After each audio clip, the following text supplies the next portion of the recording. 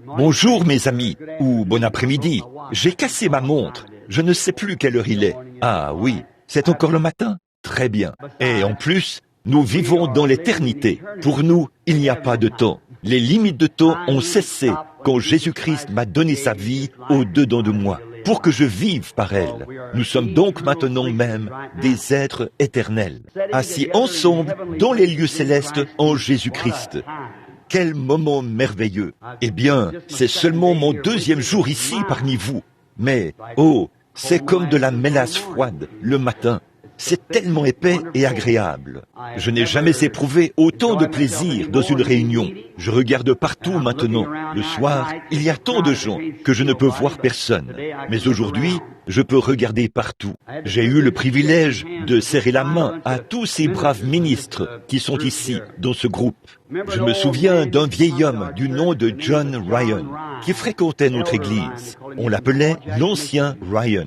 Il était de Dowagiac, dans le Michigan. Il avait coutume de prêcher un peu et de venir vite vers moi pour me serrer la main. Ensuite, il prêchait un peu et il venait vite vers moi pour me serrer la main. Je lui ai dit, « Frère Ryan, j'apprécie cela, mais je ne comprends pas pourquoi vous le faites. » Il a dit, « Quand ma batterie devient faible, j'ai besoin de la recharger. Alors, je viens d'être totalement rechargé. » Je viens de voir un ministre méthodiste de notre région là-bas, qui vient de recevoir le Saint-Esprit et que j'ai baptisé. Il est assis ici, à ma gauche. C'est frère Junior Jackson. Je l'ai vu serrer les mains comme ça, et ça m'a un peu rappelé frère Ryan. Combien pensent que les méthodistes ne peuvent pas recevoir le Saint-Esprit? Là, vous vous trompez. Lève-toi, frère Junior Jackson. Le voilà avec sa charmante épouse. Ils sont de l'Indiana. C'est un ministre méthodiste. Où est Willard Collins? Est-il dans le bâtiment ce matin? Où es-tu, frère Willard? Je pensais bien qu'il était quelque part par ici. Voici un autre ministre méthodiste, là. Si vous pensez que les méthodistes ne peuvent pas recevoir le Saint-Esprit et se faire rebaptiser, lève-toi, frère Collins. En voilà un autre. Ce frère a étudié à l'université d'Asbury, à Wilmore, dans le Kentucky. Il est issu d'un bon milieu méthodiste. Bon, il y a d'autres personnes qui sont venues ici avec moi. Je les ai entendues dire « Amen ». Et je sais qu'elles sont ici, mais je ne les vois pas. Frère Fred Softman, du Tabernacle, à Jeffersonville. Fred, frère Tom, et toi, êtes-vous ici? Je crois l'avoir entendu dire ici, là, dans ce coin-ci. Oui, nous sommes très heureux de vous présenter ces hommes. Je ne vois pas très bien en ce moment, il y en a peut-être d'autres ici, et je l'ignore. Je pense que frère Jack Moore vient de terminer de parler. Ainsi donc, ce sont de braves hommes, et nous les aimons. Eh bien, j'ai passé des moments vraiment merveilleux ici. Je lui ai dit, à ma femme, j'ai dit, tu aurais dû venir à ces réunions. Nous croyons en une bonne réunion pentecôtiste à l'ancienne mode. Nous croyons que là où se trouve la liberté dans l'Esprit de Dieu, que toutes les différentes tendances dénominationnelles peuvent se rassembler et s'asseoir ensemble dans les lieux célestes, en tant qu'Église. Là, nos différends importent peu. Quand nous sommes en Christ, nous sommes sous le sang, dans la communion de son amour. Et je tiens à dire ceci à ce groupe de ministres. J'étais un baptiste missionnaire lorsque je me suis retrouvé parmi les pentecôtistes. Et j'ai eu de l'admiration pour les pentecôtistes. Ce sont les miens. Je les aime.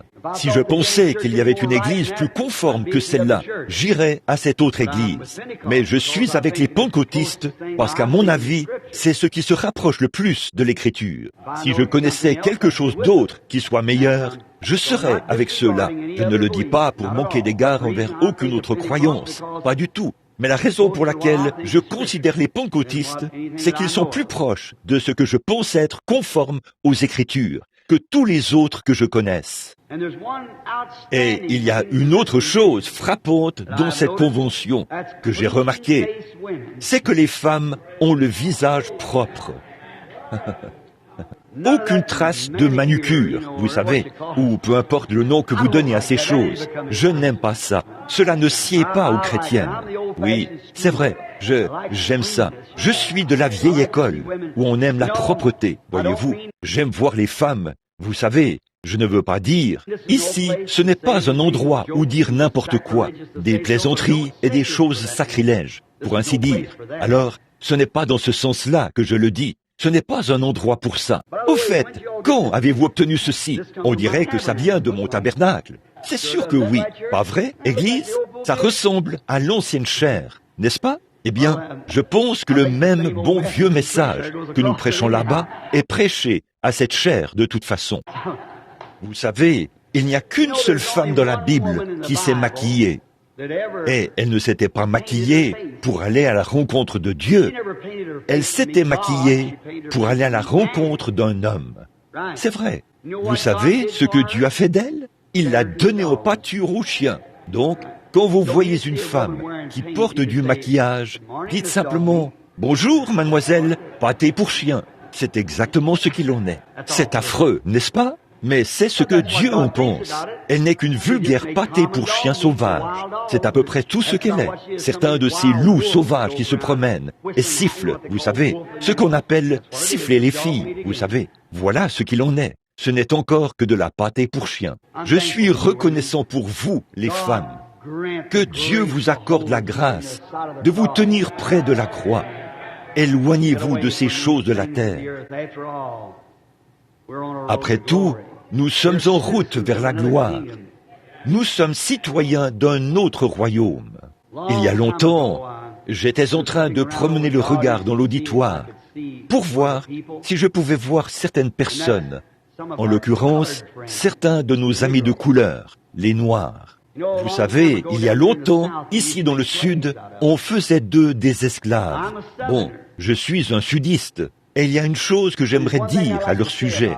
J'aimerais pouvoir parler à Martin Luther King. Cet homme qui est chrétien ne sait pas qu'il conduit son peuple dans un piège mortel, où des millions d'entre eux se feront tuer. Voyez, il se trompe. J'aime mes frères de couleur.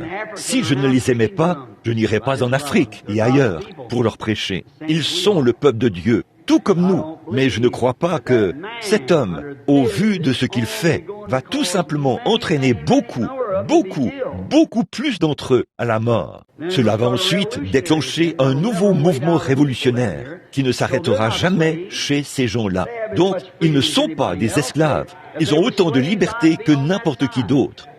S'ils étaient des esclaves, je me rangerais de leur côté. Mais ils ne sont pas des esclaves. C'est simplement parce qu'ils veulent aller à l'école. Ils ont des écoles. Qu'ils aillent à l'école.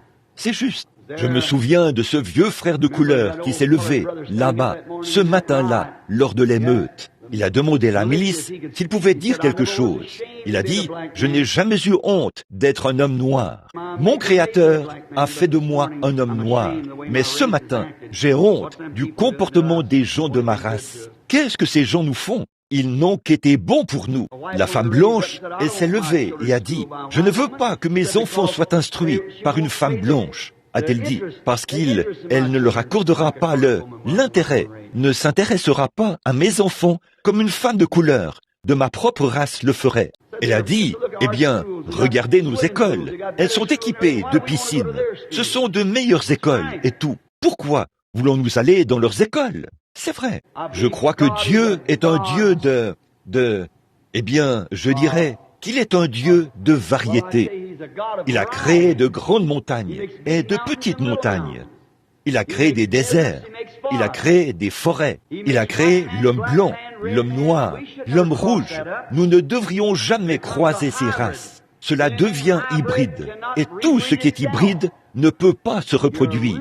Vous détruisez ainsi la race des gens. Il y a des choses chez l'homme de couleur que l'homme blanc ne possède même pas. L'homme blanc est toujours là à faire des histoires et à s'inquiéter. L'homme de couleur est satisfait de l'état dans lequel il est. Il n'a donc pas besoin de ces choses. Mais à l'époque de l'esclavage, on vendait des esclaves, des êtres humains, sous forme de vente aux enchères, comme on le ferait sur un site de vente de voitures d'occasion. Des acheteurs allaient partout dans le pays pour les acheter et aller les revendre, afin de faire du profit. Exactement comme on le ferait avec une voiture d'occasion ou quelque chose d'autre.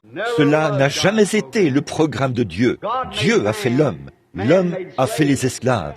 Un homme n'est pas censé dominer sur un autre. Nous sommes censés vivre ensemble dans l'unité et la paix. Et un certain homme est allé dans une vieille plantation. Il voulait... Combien d'esclaves avez-vous? On lui a répondu, plus d'une centaine.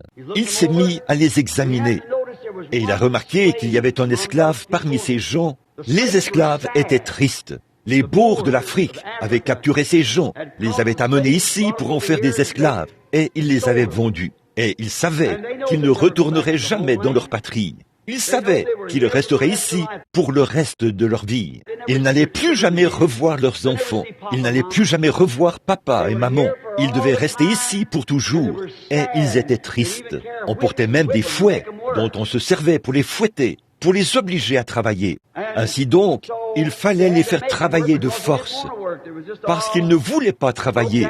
Ils étaient vraiment abattus. Ce marchand d'esclaves a regardé un peu partout, là. Puis il a vu qu'il y avait un certain jeune homme parmi ces esclaves. On n'avait pas besoin de le fouetter. Il avait le torse bombé, le menton relevé, et il faisait du bon boulot. Et le marchand s'est adressé au propriétaire des esclaves et lui a dit: « Je veux acheter cet esclave-là. » Il a dit: « Il n'est pas à vendre. » Il a dit: « Il semble être différent des autres esclaves. » Il a dit: « C'est le cas. » Il a dit: « Qu'est-ce qui fait qu'il soit différent? Est-ce qu'il est le chef des autres? » Il a dit: « Non, non, c'est juste un esclave. » Il a dit: « Peut-être que vous le nourrissez différemment des autres. » Il a dit: « Non, il mange à la cantine avec les autres esclaves. » Il a dit: « Qu'est-ce qui fait qu'il soit si différent? » Il a dit: « Moi-même, je me posais toujours cette question, jusqu'à ce que je découvre ce qu'il en était. Dans sa patrie, là-bas, en Afrique, d'où il vient, son père est le roi de la tribu. Donc, peu importe où il se trouve, il sait qu'il est le fils d'un roi. Et il se conduit comme tel. Alléluia! Si vous êtes la fille d'un roi, alors ne vous conduisez pas comme le monde. Si vous êtes un fils du roi, ne vous conduisez pas comme le monde. Nous savons que nous sommes des fils et des filles de Dieu. Même si nous sommes ici dans un monde de ténèbres, de mort et de chagrin, nous savons quand même où se trouve notre héritage. Nous sommes des fils et des filles d'un roi. Pas d'un roi, mais du roi. Conduisons-nous comme tels. Il y a quelques instants, et c'est la raison pour laquelle j'étais en retard, une jeune fille éthiopienne nettoyait la chambre, et j'ai remarqué qu'elle faisait quelque chose. J'essayais de noter des passages de l'Écriture relatifs aux choses dont je voulais parler. Je ne viens pas parler juste pour me faire entendre. Je viens pour dire quelque chose qui aidera l'Église, pour apporter de l'aide. Ainsi donc, j'étais là à étudier, et cette petite dame continuait à traîner là, en quelque sorte. Tout à coup, elle a dit: « Voudriez-vous m'excuser, monsieur ?» Et j'ai dit: « Oui, madame. » Et elle a dit: « On m'a dit que vous êtes cet homme qui a trouvé grâce devant Dieu, et que lorsque vous priez pour les malades, Dieu exauce votre prière. » J'ai dit: « Il n'exauce pas uniquement les miennes, mais il exauce tous ceux qui croient en lui. » Elle a dit: « Je suis malade, monsieur. Est-ce que ça vous dérangerait que je vous demande de faire une petite prière pour moi? » J'ai dit: « Pas du tout. » Je me suis approché d'elle. J'ai prié un peu comme ceci: « Seigneur Jésus, il y a bien des années, alors que tu traînais une vieille croix rugueuse sur une colline sablonneuse, elle creusait sur les empreintes de tes pas un sillage du sang qui coulait de ton dos. Ton petit corps frêle s'est tellement affaibli que tu es tombé sous la charge. Et quelqu'un du nom de Simon se tenait là, un noir. Il a relevé la croix et t'a aidé à la porter. Voici l'une de ses enfants qui est malade ce matin. À peu près à ce moment-là, ça s'est produit.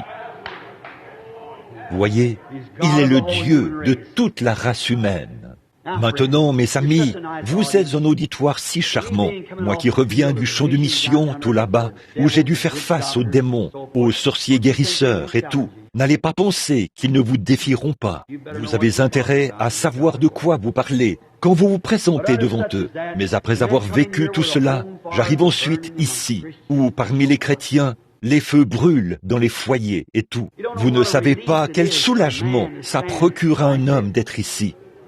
Je souhaiterais pouvoir m'asseoir là, dans l'auditoire, et entendre ces braves frères ouïns prêcher la parole, élever simplement les mains, pleurer, pousser des cris et prier, comme c'est merveilleux d'être réchauffé par le feu. C'est quelque chose de tellement merveilleux. Mais d'habitude, mes frères, j'ai tellement de frères qui m'aiment.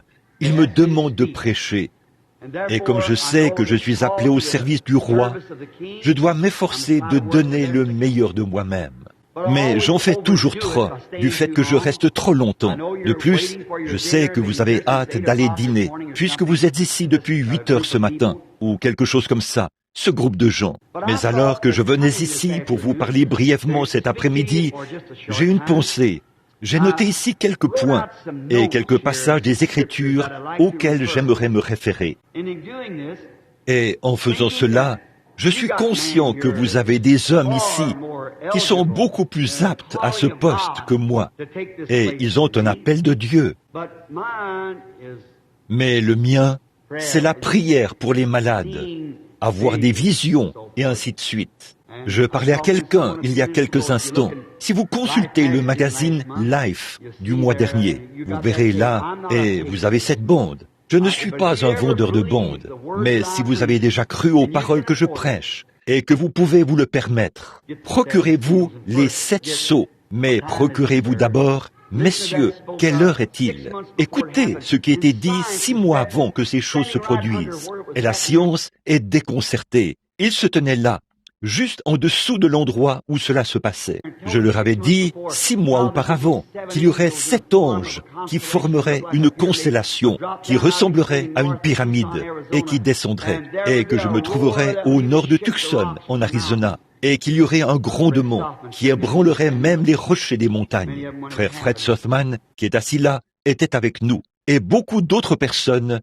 quand ça s'est produit. Maintenant, la science en a pris la photo. Vous l'avez vue. Elle a été publiée par l'Associated Press. Ils ne savaient pas ce que c'était. Il y a là un nuage suspendu à 42 km d'altitude. Ça, c'est à une vingtaine ou une trentaine de kilomètres au-dessus de l'endroit où se trouve la vapeur. Ils ne savent pas de quoi il s'agit. Ils essayent d'examiner cela, et c'est juste en dessous de cela que je me tenais. Ces 7 anges se tenaient là, leur voix en retentit comme un rugissement au sujet de ces 7 sceaux. Et les témoins, nous 3, nous étions là, comme témoins des choses qui avaient été prophétisées sur la bande.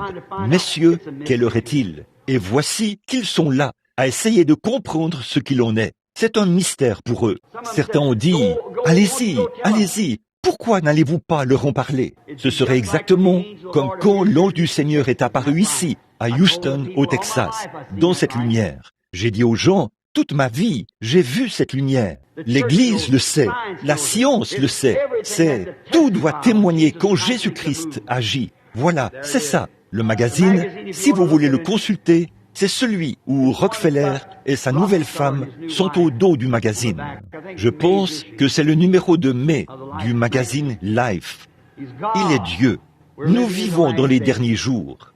Bon, je suis venu ce matin pour essayer d'utiliser quelques notes que j'ai ici et tout, pour parler de quelque chose qui aiderait l'Église, qui aiderait ses frères qui sont dans le ministère, pour donner un coup de main à ces hommes. Nous sommes frères. Et ils m'ont fait venir ici parce qu'ils croient au même ministère. Vous qui avez été sauvés au cours de cette série de réunions, pourquoi ne devenez-vous pas membre de certaines de ces bonnes églises qui sont là et qui croient à ce genre de ministère? Ils croient cela, ils soutiennent cela. Et je suis venu pour que nous puissions présenter l'Écriture et pour faire quelque chose qui pourrait aider l'Église. Et mon sujet ce matin porte sur l'état dans lequel se trouve, d'après moi, l'Église pentecôtiste aujourd'hui. Quelle est notre position? À quelle heure sommes-nous? Et quelles possibilités avons-nous? Eh bien, permettez-moi de répéter cela.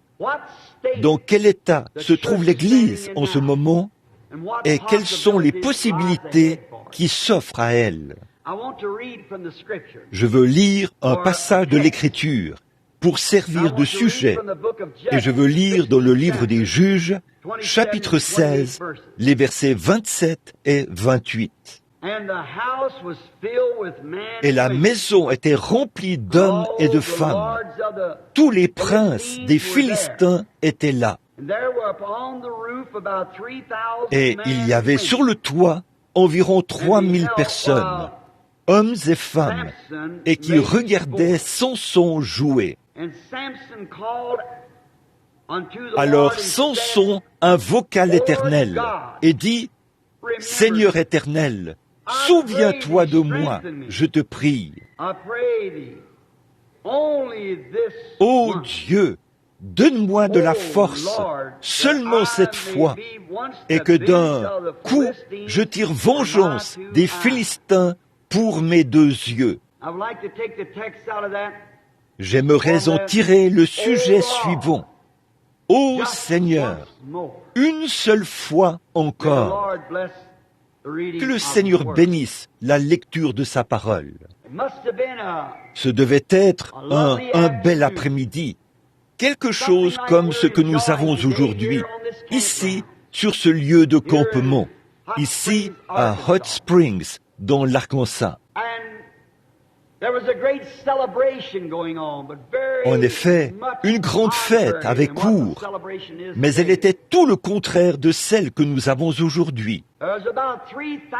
Il y avait environ 3000 Philistins qui regardaient depuis les tribunes et qui voyaient entrer dans la grande arène 2 personnes étranges. Alors que de très honorables chefs de guerre et leurs femmes sophistiquées, parés de bijoux, étaient tous installés à leur place. Et comme il en était à l'époque, c'était, quelque chose qui avait l'air d'un champignon. Le bâtiment reposait sur des colonnes qui étaient en angle. Quelque chose de peut-être comparable à l'architecture moderne. Tous ces Philistins s'y étaient rassemblés et avaient pris place pour ce grand événement. Tous participaient à cette grande fête et tous les yeux étaient rivés sur le centre de l'arène. Ils s'étaient certainement levés pour avoir une meilleure vue de l'événement qui était sur le point de se produire.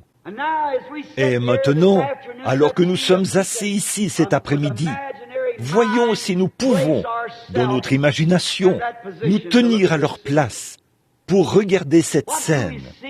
Que voyons-nous? Voici que s'avance un petit garçon qui se dirige au centre de l'arène en tenant la main d'un homme aveugle qui avance à tâtons, en titubant. Ils avaient eu droit à beaucoup de spectacles de singes, à de petits tours et tout. Mais c'était maintenant le moment de vivre l'événement principal, la chose qu'ils attendaient depuis si longtemps, l'événement principal de la journée. Les préliminaires étaient terminés. Les couloirs avaient résonné tout l'après-midi à cause des orgies de l'ivresse.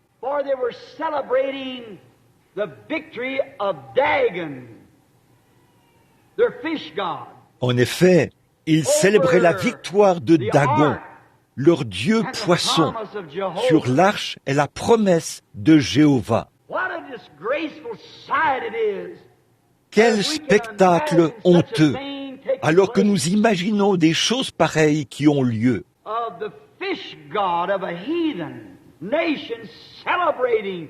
Qu'on soit en train de célébrer le dieu poisson d'une nation païenne pour avoir eu la victoire sur les serviteurs de Jéhovah.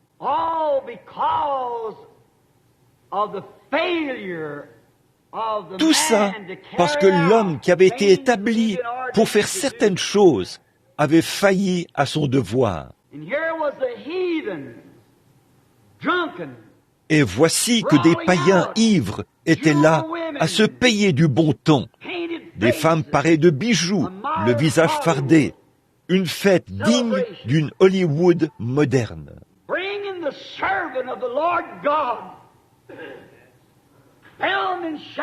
où le serviteur du Seigneur Dieu était mené lié par des chaînes pour l'événement principal de l'après-midi. Le garçon avait certainement dû le traîner jusque-là, et cette grande masse de chair humaine était arrivée là en titubant, privé de ses deux yeux.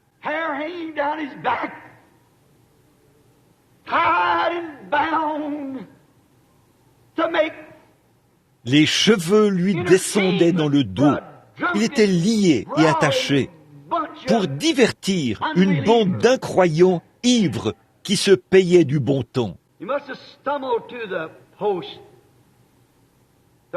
Il avait dû avancer à tâtons jusqu'au poteau, là où il était prévu que le spectacle commencerait. Quand je pense à ça, je pense à une église qui a été établie par Dieu pour faire quelque chose pour Dieu et qui a permis à l'ennemi de la rendre aveugle au sujet de la parole du Dieu vivant et des commandements de Dieu et de la tâche à accomplir pour laquelle Dieu l'avait établie, seulement pour amuser la galerie dans un refuge pour des femmes ivres au visage fardé, parées de bijoux, portant des shorts et aux cheveux coupés, et pour des hommes du monde. Une église qui serait censée briller dans la puissance et la force du Seigneur. Quelle honte!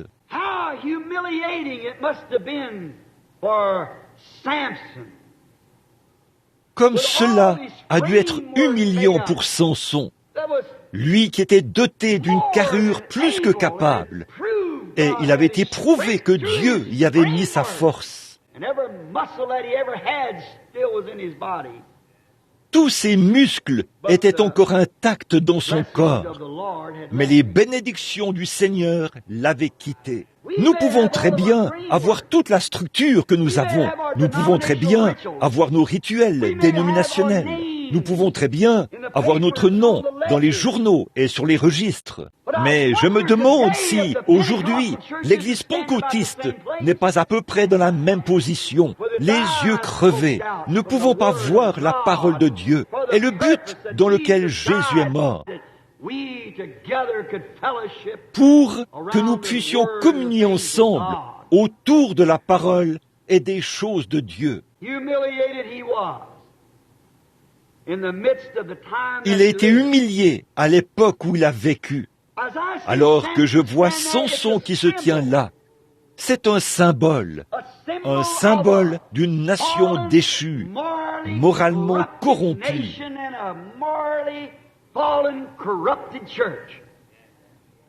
et d'une église moralement déchue, corrompue, parce qu'il représentait à la fois Israël en tant que nation et la puissance de Dieu qui a sa place dans l'église.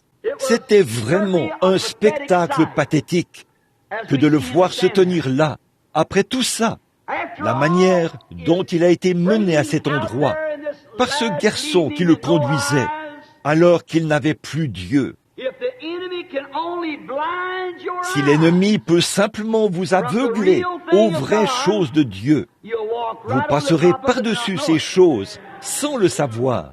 Peu importe ce que Dieu fait, et qu'il le confirme par son écriture, et le prouve par sa puissance, si vos yeux ne sont pas ouverts aux choses de Dieu, vous passerez par-dessus cela, aveuglés au possible. Voici qu'il se tenait là. Ça devait donc être un moment à couper le souffle, étant donné que ces soldats et ces femmes ivres tenaient leur verre à cocktail à la main. Je peux entendre cet écho résonner dans les couloirs.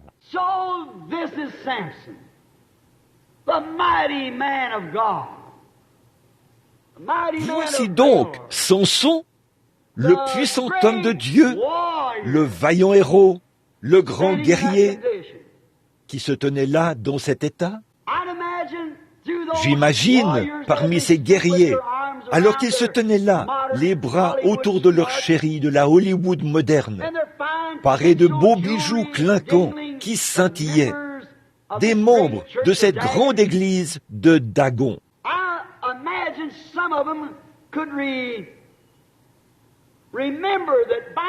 J'imagine que certains d'entre eux se souvenaient que le nom de Samson, son nom même, les faisait trembler. Son nom même les remplissait d'épouvante, car il était oint de Dieu. Beaucoup d'entre eux s'en souvenaient. Beaucoup de ces soldats qui étaient là se souvenaient de la fois où ils l'avaient vu là, debout, une mâchoire de mulet à la main, et 1000 Philistins étendus morts à ses pieds. Comment cela était-il possible? Alors qu'une mâchoire de mulet, quand elle frapperait l'un de ces casques, qui était fait d'airain d'une épaisseur de pratiquement 4 centimètres, eh bien, si vous frappiez ce casque avec une mâchoire de mulet, cette mâchoire de mulet se casserait en 1000 morceaux. Mais Samson, muni de la puissance de Dieu, avait battu 1000 Philistins, brisé leurs boucliers et les avait terrassés, à ses pieds. J'imagine que beaucoup de ces guerriers qui avaient pris la fuite en ce temps-là se tenaient là et s'en souvenaient. Et ça, c'est Samson. Il se souvenait d'avoir vu la mâchoire dans sa main et de l'avoir entendu dire « Qui d'autre veut goûter à ça ?» C'était un homme qui pouvait parler avec force. C'était un homme qui était oint de Dieu. Dieu avait promis de le bénir. Il était dans la force de Jéhovah. Oh, sans doute que beaucoup ici se souviennent de l'époque où l'Église était munie de ce genre de force. Mais maintenant, tout est en lambeaux. On a toutes sortes de dénominations, les unes combattant les autres. On n'entend plus parler des réunions de prière qui duraient toute la nuit. Les réunions dans les rues ont carrément disparu. Elles sont dépassées. Et pourtant, nous avons notre structure, nous avons la charpente. Mais où est le Dieu des miracles? Franchement, beaucoup rejettent cela. Beaucoup rejettent même la guérison divine. Ici même, dans cet état, j'avais entendu un homme d'église, qui avait une grande église, dire « Je voulais obtenir des chaises pour les installer ici, à Hot Springs, dans le bâtiment militaire, quand Frère Moore et moi étions ici. » Et un pentecôtiste a dit « Je ne permettrai même pas, il ne voulait pas me laisser avoir ces chaises. » Il a dit « Je ne laisserai pas qui que ce soit qui croit à la guérison divine s'asseoir sur mes chaises. » Ce n'est pas seulement ici, c'est partout. Qu'est-ce qui se passe? Les préjugés, à cause des parrainages et d'autres organisations. On oublie que nous sommes le peuple de Dieu par naissance. Samson avait lui aussi oublié cela. Je me souviens, je suppose, que pendant qu'il se tenait là, quelques-uns d'entre eux se sont souvenus de ce soir-là, à Gaza, où cet homme avait pu soulever les portes de Gaza et les porter sur ses épaules, lorsqu'ils avaient essayé de l'y garder enfermé. On ne peut pas enfermer l'onction de Dieu. Aucune organisation ne peut la retenir. Dieu sauve ceux qu'il a appelés. Tous ceux que le Père m'a donnés viendront. Eh bien, il pensait l'avoir enfermé, mais il a saisi ses portes, les a mises sur ses épaules et est parti. Il est monté au sommet de la colline et s'est assis. De grandes portes d'airain qui pouvaient peser des tonnes et un petit homme les a arrachées des rochers, les a pliées, les a mises sur son épaule et a gravi la colline avec elle. Si quoi que ce soit fait obstacle à Dieu, bon nombre de ceux qui se trouvaient dans cette beuverie se souvenaient de ces choses au sujet de Samson. Mais que se passait-il aujourd'hui? Voilà Samson, mais l'Esprit du Seigneur ne venait plus sur lui. Il n'était pas oint. Il avait été dépouillé de cette puissance à cause d'une femme qui l'avait détourné des commandements du Seigneur. Je me demande si ce n'est pas un peu comme nos églises aujourd'hui. Voyez, la femme dans la Bible représente l'Église. Et je me demande si nous n'avons pas écouté d'autres dénominations qui nous attirent. Et nous cherchons donc à faire obtenir à nos ministres des licences en lettres pour que notre assemblée puisse dire « Notre pasteur a une licence en lettres, un doctorat en théologie ou un doctorat en droit. » Je me demande si nous ne nous sommes pas embarqués dans une grande folie pour essayer de construire une église qui soit un peu meilleure que celle des méthodistes ou des presbytériens. Nous serions beaucoup mieux si nous étions dans une mission, avec l'Esprit de Dieu sur nous, que nous le serions dans cet état-ci. Je me demande si nous n'avons pas fait du prosélytisme et arraché les membres les uns des autres pour essayer de faire croître nos organisations. Nous avons bel et bien des bâtiments imposants, mais où est l'Esprit du Seigneur? Il se tenait là, dépouillé par une femme. Qu'est-ce qui pouvait bien traverser l'esprit de cet homme alors qu'il se tenait là? Il avait eu le temps d'y réfléchir. J'espère que l'Église aura autant de temps. Qu'est-ce qui compte le plus pour vous? Obtenir 1 million de plus ou une plus grande bénédiction de Dieu dans votre âme? Nous avons cherché, j'aurais pu, il y a beaucoup d'autres choses que j'ai notées ici, au sujet de ces princes et de ce que Samson avait fait et ce qu'il pensait. Parlons maintenant de Samson. D'après vous, lui, qu'est-ce qui lui traversait l'esprit au vu des nombreuses victoires qu'il avait remportées et des nombreuses grandes choses qu'il avait faites du temps où l'Esprit du Seigneur était sur lui? Il était bien conscient que tous ses muscles étaient là, mais il lui manquait l'Esprit du Seigneur.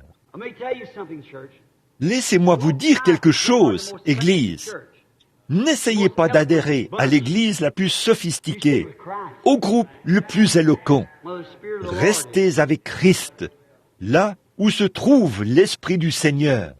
Puis, il a dû penser aux grandes victoires que Dieu lui avait données, et au jour où ses yeux étaient ouverts et qu'il pouvait voir les promesses de Dieu. Mais maintenant, comme il avait été pris à ce piège, ses yeux avaient été crevés. Aujourd'hui, tant de gens sont emportés par des illusions mentales. Ils ne sont jamais à sonder l'Écriture pour voir si c'est conforme ou pas. D'autres essaient de dire « ça ne change rien ». Paul, dans Acte 19, pensait que ça changeait quelque chose. Et il a dit, si un ange du ciel annonce autre chose, qu'il soit anathème. Voyez, ça change bel et bien quelque chose. Maintenant, nous voyons Samson qui se tient là. Il pense aux choses qu'il avait faites autrefois pour le royaume de Dieu. Et combien Dieu... Il avait manqué à ses engagements envers Dieu. Et il avait manqué à ses engagements envers le peuple de Dieu. Oui, monsieur. Le voici maintenant prisonnier de la nation même que Dieu l'a suscité pour détruire. Je veux m'arrêter ici un instant. Vous, les pentecôtistes, vous savez que je vous aime. Quand je suis venu vers vous, Jack Moore, Richard T. Reed, frère G.H. Brown, frère Ben Pemberton et d'autres grands hommes, pour découvrir ce que vous aviez. Il semblait que nous avions tant de choses en commun, que c'était comme enfiler un gant sur la main. Je me sentais tellement à l'aise avec vous quant au message que je croyais, sans savoir qu'une telle église existait. Il y avait déjà là un groupe de gens prêts à le recevoir. Je suis toujours frère Branham. Je suis toujours votre frère. Et je vous aime. Mais vous rendez-vous compte que vous avez capitulé devant la chose même pour laquelle Dieu vous a suscité? Dieu vous a fait sortir de ces organisations il y a des années pour faire de vous un peuple. Puis, vous avez fait volte-face et vous avez organisé la chose exactement ce dont Dieu vous a fait sortir dans le but de détruire cela. Je mets n'importe qui au défi de me montrer un endroit dans l'histoire, depuis que l'Église s'est organisée pour la première fois, en l'occurrence l'Église catholique romaine, à Laodicée, ou Nicée plutôt, Rome. Lorsque l'Église catholique s'est organisée et a formé une organisation, et est-ce qu'une seule Église, depuis Martin Luther, de ce côté-ci, Dieu a donné à Martin Luther la révélation de la justification. Et dès que Luther est parti, ils en ont fait une organisation. Et elle est tombée. Après lui, Wesley est arrivé. Puis il y a eu Asbury, et ainsi de suite, qui sont partis. Ils en ont fait une organisation. Et c'est tombé. Alexandre Campbell est arrivé avec l'organisation. Et c'est tombé. John Smith est arrivé pour les baptistes. Et c'est tombé.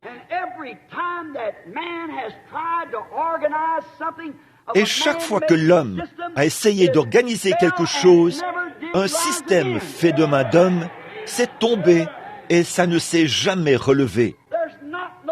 Nulle part dans l'histoire, il n'est fait mention d'une seule église organisée qui ne soit pas tombée. Elles sont toutes tombées et ne se sont plus jamais relevées. Les enfants d'Israël, en type, devaient suivre la colonne de feu. Et toutes les nuits, ils devaient être prêts, non pas s'organiser et s'asseoir là, mais avancer avec le feu. C'est ce que Dieu veut que son peuple fasse. Avancer avec l'esprit, avancer avec l'époque.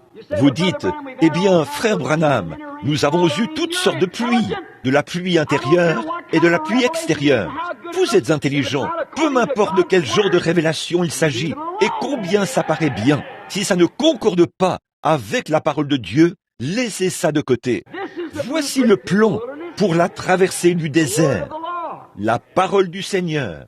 Mais voici l'Église aujourd'hui, l'Église pentecôtiste, qui se retrouve dans une vingtaine ou une trentaine d'organisations différentes, et chacune traite l'autre de ceci, cela et autre chose. De perchoir abuse et tout. Quelle honte!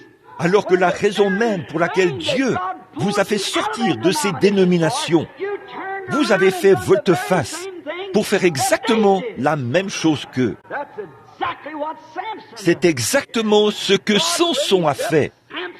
Dieu avait suscité Samson pour détruire cette nation. Et Dieu vous a suscité pour que vous soyez un peuple, pas une organisation. Mais quand Dieu a fait sortir Israël de l'Égypte, il n'était qu'à environ 10 jours de marche du pays promis, à une 60aine de kilomètres. Mais ils sont restés dans le désert pendant 40 ans. Pourquoi? La grâce les avait pourvus d'un agneau pour leurs péchés, un signe de la circoncision, une colonne de feu comme témoignage, et Moïse comme prophète. La grâce avait pourvu à tout ce dont ils avaient besoin, mais ils voulaient avoir quelque chose à faire par eux-mêmes. Ils étaient loin de se douter, lorsque Myriam dansait avec le tambourin, que les enfants d'Israël dansaient avec elle, et que Moïse chantait par l'Esprit, qu'ils n'étaient qu'à 10 jours du pays promis. Ils étaient bien loin de se douter qu'au bout de 40 ans, leurs cadavres allaient pourrir dans le désert. Qu'est-ce qui a produit cela? Israël a pris la décision la plus irréfléchie qu'il ait jamais prise, quand il a accepté la loi au lieu de la grâce. Lorsqu'ils ont voulu se doter d'évêques et d'autres choses faites par eux-mêmes, quelque chose où ils avaient leur mot à dire, Dieu était au milieu d'eux et il les conduisait. Et c'est exactement ce que les pentecôtistes ont fait. Quand Dieu a révélé quelque chose de nouveau dans l'Écriture, eux, ils ont plutôt appelé ça de nouveaux points de débat, ou ce que vous voulez en faire. Mais quand Dieu a révélé quelque chose, au lieu d'accepter cette vérité et de les prouver par la Bible, ils se sont retirés et ont formé une organisation. Ils se sont séparés. Par la suite, ceci, cela et autre chose se produit. Et vous voilà maintenant corrompu, l'Église pentecôtiste liée par les chaînes de l'organisation. En effet, Dieu vous a suscité pour détruire cette chose-là. Et vous voilà maintenant tout aussi organisé qu'eux. Il y a des hommes et des femmes pieux dans chacune d'elles. C'est vrai, dans chacune d'elles. Et nous sommes tous coupables. La poêle ne peut pas se moquer du chaudron. Nous sommes tous coupables. Tous, autant que nous sommes. Vous, les unitaires, les binitaires, les trinitaires, et quoi que vous soyez. Quelle honte! Quel opprobre vous jetez sur Jésus-Christ! Quel opprobre sur le nom de la Pentecôte! Ils ont tant jeté l'opprobre sur ce nom qu'il est presque devenu un nom honteux. Les gens veulent à peine être associés à un tel nom. C'est parce que vous avez fait ce que vous n'étiez pas censé faire. Et en avançant et en suivant les commandements du Seigneur, nous devrions former un seul bloc solide de Dieu qui marche aujourd'hui vers la victoire. Il a laissé une femme l'éloigner de la parole de Dieu par la ruse. Et voici maintenant qu'il est là, à faire des tours pour le diable. C'est vrai, c'est tout à fait vrai.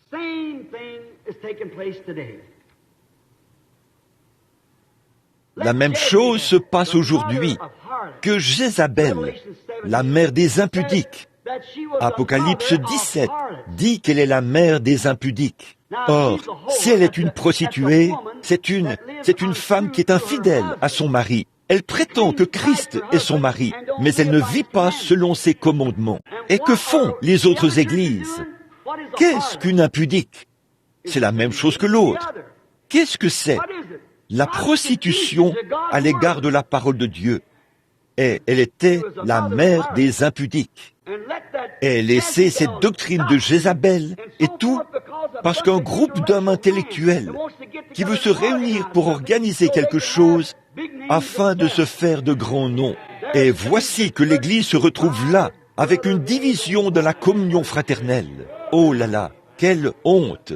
Vous savez ce qu'il en est. Comme c'est terrible. Ils sont aveugles spirituellement. Oh, dites-vous, eh bien, je ne suis pas aveugle spirituellement. Les actions parlent plus fort que les paroles.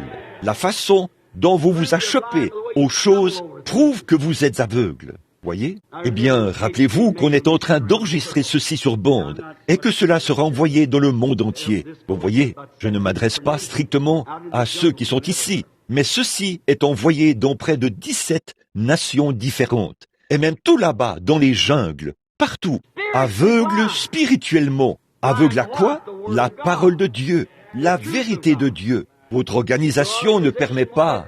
De braves ministres viennent me voir et disent « Je crois que c'est la vérité, frère Branham, mais si je prêche cela, nous y voilà. Si je croyais cela, eh bien les gens, peu m'importe ce que les gens disent, peu m'importe ce que l'organisation dit, c'est ce que Dieu a déclaré être la vérité.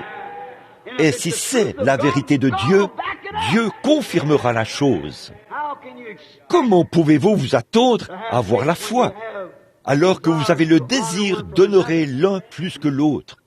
Vous voyez, ça vous ôte la foi. Ils sont retournés dans le système des dénominations. Ce mouvement pentecôtiste qui est né hors de la dénomination. Le mouvement pentecôtiste n'est pas né au sein d'une dénomination. Il est né hors de la dénomination. Et Satan, dans sa ruse, vous a ramené là-dedans, dans ce dont vous étiez sortis, comme le cochon qui retourne dans son bourbier, et le chien qui retourne dans son bourbier. Maintenant, regardez-les, ils sont vaincus. Nous devrions déjà être dans le pays promis. Jésus-Christ devrait occuper une place tellement importante parmi nous qu'il n'y aurait aucune maladie. Oh, comme ce serait glorieux! Il ne devrait pas y avoir de femmes aux cheveux coupés, ni qui portent des robes courtes. Et il ne devrait pas y avoir d'hommes qui se sont mariés 3 ou 4 fois et qui occupent la fonction de diacre dans notre Église. Et ne me dites pas qu'on n'en trouve pas parmi les pentecôtistes. Il y en a certainement, mais c'est à cause du prestige social. Cela ne devrait pas exister. mais ça existe. Pourquoi? À cause des pressions dénominationnelles, de la politique, de l'argent. Au lieu de s'aligner sur la parole, on met de côté un précieux frère et on place quelqu'un d'autre parce qu'il a un grand rang social dans la Bible. Je veux un homme qui a un rang social dans la gloire. S'il ne connaît pas son alphabet, qu'est-ce que ça peut bien faire? Savez-vous ce que signifie A, B, C? Croyez toujours Christ. C'est vrai. Apprenez cela. Un homme est venu me voir il n'y a pas longtemps et m'a dit, « Frère Branham, c'était l'un des ministres pentecôtistes les plus connus du pays. Il m'a emmené dans son bureau et m'a dit, « Je veux prier pour vous. » J'ai dit, « Je ne suis pas malade. » Il a dit, je vous aime. J'ai dit, c'est un sentiment réciproque. Il m'a dit, pourquoi n'arrêtez-vous pas de parler à ces femmes, de leurs cheveux coupés et de tout ce genre de choses? Et à l'église aussi. Il a dit, ça ne vous regarde pas. J'ai dit, alors, ça regarde qui? Il a dit, il viendra un temps où vous n'aurez rien d'autre qu'un tas de poteaux auxquels prêcher. J'ai dit, je préférerais faire cela et prêcher la vérité plutôt que de faire des compromis avec le diable. Voyez? Il a dit, Frère Branham, Dieu ne vous a-t-il pas appelé à prier pour les malades? J'ai dit, oui, monsieur. Il a dit, les gens croient que vous êtes prophète. J'ai dit, eh bien, ça, je n'ai jamais dit ça. Il a dit, mais il croit que vous l'êtes. Puis il a dit, si vous êtes prophète, pourquoi n'employez-vous pas votre temps à enseigner aux gens les dons spirituels? Comment guérir les malades et comment recevoir ces dons spirituels? Et aider l'Église au lieu de passer tout votre temps à réprimander les femmes, à réprimander les hommes et des choses de ce genre. Il a dit, eh bien, pourquoi ne les laissez-vous pas tranquilles? Il a dit, pourquoi ne leur enseignez-vous pas quelque chose de plus glorieux que le fait de se couper les cheveux et tout? Et ne laissez-vous pas ces choses de côté? J'ai dit, comment puis-je leur enseigner l'algèbre alors qu'ils ne connaissent même pas leur alphabet? C'est vrai. Qu'ils apprennent d'abord leur alphabet. Un vieux prédicateur a prêché la justification lors d'un réveil, le 2e soir, le 3e soir, le 4e soir, le 5e soir. Les diacres l'ont fait venir et lui ont dit, « Révérend, ne connaissez-vous rien d'autre que la prédication sur la justification? Oh, bien sûr, mais que tous soient justifiés premièrement, et là, nous prêcherons autre chose. » C'est vrai. Oh, si seulement vous pouviez revenir au fondement. Samson était là, vaincu. Maintenant, regardez, il se peut que nous soyons plus beaux, et c'est peut-être vrai. Mais c'est comme quand je descendais la rue l'autre jour. J'ai vu un grand panneau d'affichage qui disait « Maïs hybride de chez Funk ». Et combien c'était excellent. Mais ce n'est pas bon. Ça ne vaut absolument rien. Et c'est en train de tuer la nation. Vous avez lu à ce sujet dans le Reader's Digest. Si les femmes continuent de manger du bœuf et du maïs hybride et ces choses, dans 20 ans, elles ne pourront pas avoir d'enfants. Il n'y a rien de bon là-dedans. Qu'est-ce qu'une plante hybride de serre chaude? Si ce n'est pas une plante originale, vous devez la vaporiser tout le temps pour en éloigner les insectes. Les insectes la dévoreront. Mais si c'est une plante originale, il n'est pas nécessaire de la vaporiser. Une belle plante en bonne santé ne sera pas attaquée par des insectes. C'est ça le problème. On est là à continuellement dorloter les gens dans l'église. Gloire à Dieu, sœur. Vous voyez, vous êtes hybride. Vous y êtes entré par un autre moyen. Si vous prenez ce maïs hybride et que vous le plantez de nouveau, qu'obtiendrez-vous? Rien. Ça ne produira rien du tout. L'église est belle à voir aujourd'hui, c'est vrai, avec de plus grands bâtiments que jamais, de plus grandes assemblées auxquelles vous ayez jamais prêché, des prédicateurs plus intelligents que ceux que vous aviez avant. Autrefois, on avait des hommes qui sortaient des champs de maïs quelque part, des gens que Dieu appelait là-bas, dans les champs de genêt. Mais maintenant, vous avez envoyé vos enfants à l'école et vous en avez fait des petits-enfants. Et ils sont revenus avec des doctorats en philosophie et des doctorats en droit. Et il y a même l'une des grandes églises pentecôtistes d'aujourd'hui qui, avant d'envoyer un homme dans les champs de mission, on le fait examiner par un psychiatre pour voir si son quotient intellectuel est assez élevé. Pensez-y, à la Pentecôte, l'exigence n'était pas un examen psychologique. mais plutôt l'examen par le Saint-Esprit qui est descendu le jour de la Pentecôte. Ça, c'est hors de question pour les gens d'aujourd'hui. Saviez-vous qu'au début, l'Église catholique romaine était l'Église pentecôtiste originelle? Il lui a fallu 2000 ans pour arriver à l'état où elle est aujourd'hui. Si cette organisation pentecôtiste continue dans sa lancée, dans 50 ans, elle sera pire que l'Église catholique. C'est vrai, le péché s'accumule de tous côtés. Bon, il se peut que vous ne pensiez pas que Vous allez peut-être penser que je suis fou, mais je sais où j'en suis. Voyez, c'est vrai, attendez simplement et vous verrez. Oui, les choses hybrides, le maïs hybride, qui fait que les hanches des femmes se rétrécissent et que leurs épaules s'élargissent et tout. L'évolution nous disait autrefois que, selon l'évolution, que certains animaux sont allés ensemble, et cela produit quelque chose de différent, puis quelque chose de différent, jusqu'à ce qu'on en arrive à l'homme. Ils ont continué à mener leurs recherches jusqu'à ce qu'ils en arrivent au point où ils ont réfuté leur propre théorie. Laissez-moi vous dire quelque chose, à vous, les fermiers qui sont ici. Qu'est-ce qui produit un mulet? C'est l'animal le plus horrible du monde. C'est un animal hybride. Il n'a rien dans la tête, pour commencer. On ne peut rien lui apprendre.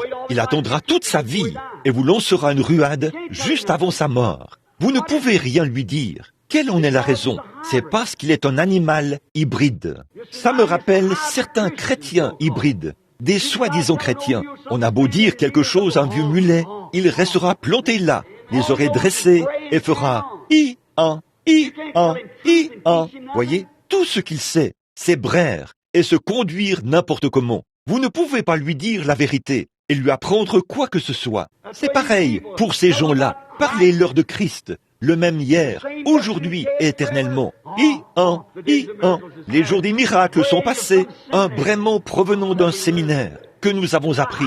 C'est un hybride. Le Saint-Esprit ponctuera chaque commandement de Dieu d'un amen.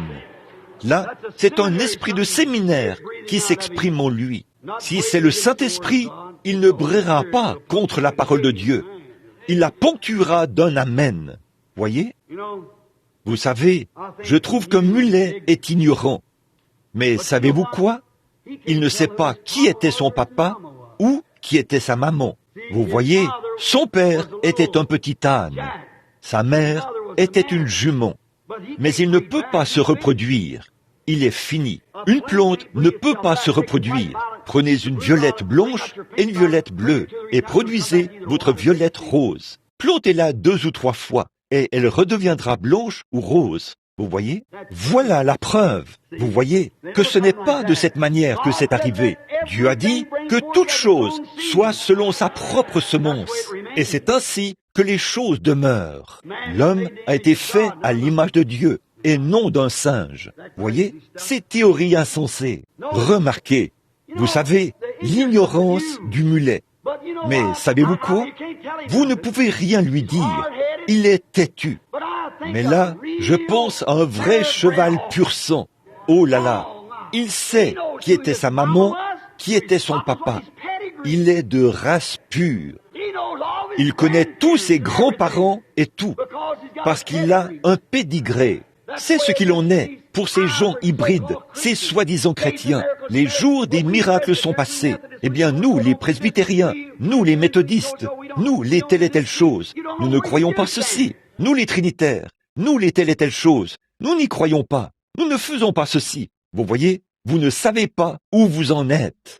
Mais un authentique chrétien de lignée pure, né de nouveau, du livre des actes, il sait exactement où il en est. Il est né de l'Esprit. Et voici son pédigré. Il est issu de la branche de Dieu. Cela produira la même chose chaque fois. Ce n'est pas étonnant que l'Église soit plus belle. Mais quel est le problème? L'Esprit n'y est plus. Elle s'est hybridée avec le monde. Elle permet aux femmes de porter des shorts. Elle leur permet de se maquiller alors qu'elles jouent au piano. Elle permet aux hommes mariés 4 ou 5 fois de conserver leur poste, leur fonction. Toutes ces formes de choses qu'ils font, exactement comme l'Écriture le dit. Elle est tout aussi vaincue que l'était Samson. Tout à fait. Oui, monsieur. Oh, comme le pensait Samson. Je ne veux pas vous retenir trop longtemps. Je vais sauter quelques passages ici. Comme Samson a dû se tenir là et réfléchir à son erreur et se demander où il aurait pu être. Souvenez-vous d'Israël.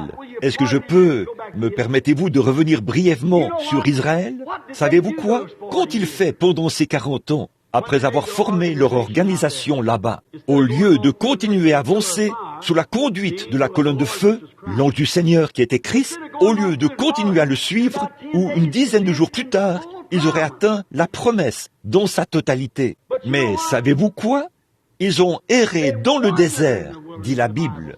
Ils sont arrivés à Kadès Barnéa, qui était le tribunal. Et là, quand les espions sont revenus et ont parlé du pays, ils ont dit, nous ne pouvons pas y arriver. Caleb et Josué ont dit, nous sommes plus que capables d'y arriver, car ils regardaient à la promesse de Dieu, non pas aux circonstances. Nous ne pouvons pas avoir une église si nous n'avons pas d'organisation.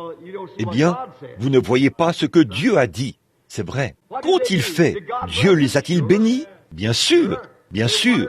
Ils ont erré ça et là. Ils ont épousé des femmes. Ils ont planté des vignes. Ils ont eu des enfants. Et ils se sont multipliés. Et ils s'en sortaient bien dans le désert. C'est vrai. Mais ils ne jouissaient pas encore de la pleine bénédiction. Alors, quant à tous ces gens qui ont formé ce grand groupe, cette organisation, les vieux guerriers, comme on les appelait si bien, Dieu les a laissés rester dans ce lieu-là jusqu'à ce que chacun d'entre eux soit mort. Après cela, il a recommencé avec la nouvelle génération, sous la conduite de Josué, qui croyait la parole. Amen. Et il les a conduits dans le pays promis. Oh Dieu! Puis cette jeune génération de pentecôtistes saisir la vision.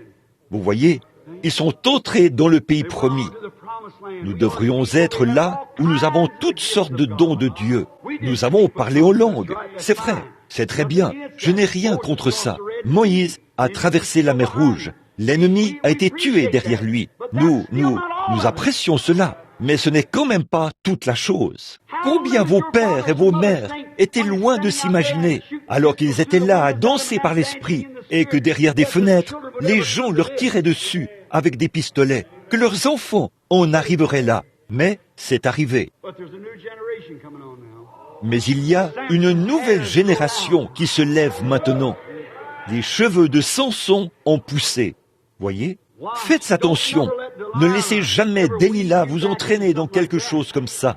Ah oui, tenez-vous loin de ça. C'est ça qui vous a maudit. Vous avez été suscité pour condamner cela. Et j'ai fait de mon mieux pour lutter contre cela, même si je suis resté seul. Mais j'ai fait de mon mieux pour m'en tenir au commandement de Dieu.